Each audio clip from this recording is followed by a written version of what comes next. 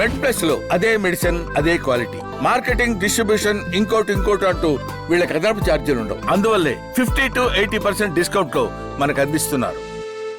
Parkinson's early స్టేజెస్లో కనుక్కోవడం చాలా ముఖ్యం అండి. దీని తాలూకు సిమ్టమ్స్ ఎలా ఉంటాయంటే కనుక కూర్చున్నప్పుడు చెయ్యి ఎలా వణకడం కానీ, మూమెంట్స్ అన్నీ స్లో అవ్వడం, ముఖ కదలికలు బాగా నీరసించడం, అంటే ఎక్స్ప్రెషన్స్ ఉండవు. అలానే పార్కిన్సన్స్ రాకముందు ఒక 5 years నుంచి కొన్ని సిమ్టమ్స్ అనేవి ఉంటాయండి. కామన్గా కాన్స్టిపేషన్, అలానే నిద్రలేమి, లేకపోతే నిద్రలో రెమ్ బిహేవియర్ డిజార్డర్స్ అంటారు. నిద్రలో ఏంటంటే కళల్లో మనం యాక్ట్ చేస్తున్నట్టు, లేకపోతే కళలో ఉన్నట్టు మాట్లాడడం కానీ, లేకపోతే చేతులతోని కానీ ముఖంతో కానీ హావభావాలు చేయడం, అది రెమ్ స్లీప్ డిజార్డర్స్. సో ఇవి పార్కిన్సన్స్ డిసీజ్ మనకి కనిపించక ఒక 5 సంవత్సరాలు 6 సంవత్సరాల ముందు ఇవన్నీ ఉంటాయండి.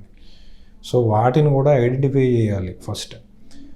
ఎర్లీ స్టేజెస్లో ఈ వణకడం కానీ, లేకపోతే స్లోగా నడవడం కానీ, లేకపోతే కుర్చీలోంచి లెగిచినప్పుడు బ్యాలెన్స్ తప్పడం కానీ, ఇవన్నీ పార్కిన్సన్స్లోని సిమ్టమ్స్ అండి.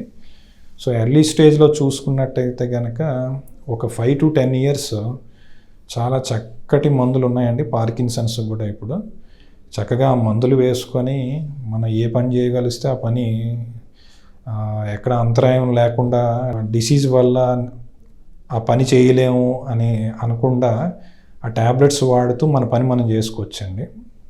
అడ్వాన్స్డ్ పార్కిన్సన్స్ అంటే మోర్ దెన్ 10 years దాటిన వాళ్ళు అడ్వాన్స్డ్ పార్కిన్సన్స్ అని ఉంటాయండి. వారిలో ఏంటంటే కనుక మందులు వాడినా కూడా అవి ఒకంతటి కంట్రోల్లో ఉండవు. దానికి అడ్వాన్స్డ్ ట్రీట్మెంట్స్ కూడా ఉన్నాయండి.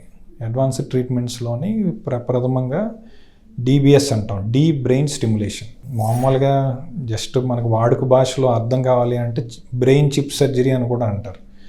సో దాంట్లో ఏంటంటే కనుక బ్రెయిన్లో ఏవైతే నరాలు క్షీణించిపోయాయో అక్కడ బ్రెయిన్లో జస్ట్ చిన్న మన స్కల్కి చిన్న హోల్స్ పెట్టి, ఎలక్ట్రోడ్స్ అనేవి అక్కడ పెట్టి, దాని నుంచి ఒక సేమ్ మనకు హార్ట్కి పేస్ మేకర్కి ఎలా అయితే ఒక లీడ్ జనరేటర్స్ ఉంటాయో లోపలికి లీడ్స్ పెడతారండి బ్రెయిన్లో, అండ్ ఒక చిన్న పల్స్ జనరేటర్ ఇక్కడ ఉండిద్ది. సో దాని నుంచి ఎలక్ట్రికల్ ఇంపల్సెస్ బ్రెయిన్లోని ఆ పర్టికులర్ ఏరియాస్ని యాక్టివేట్ చేయడం వల్ల మనకి ఈ వణుకు, నెక్స్ట్ నడిచేటప్పుడు ఇబ్బంది లేకుండా స్లోగా నడవడానికి, పడిపోకుండా ఉండడానికి కూడా డీప్ బ్రెయిన్ స్టిమ్యులేషన్ అనేవి ఇప్పుడు జరుగుతున్నాయండి. అది అడ్వాన్స్డ్ పార్కిన్సన్స్లోని ఖచ్చితంగా ఉపయోగపడుతుంది.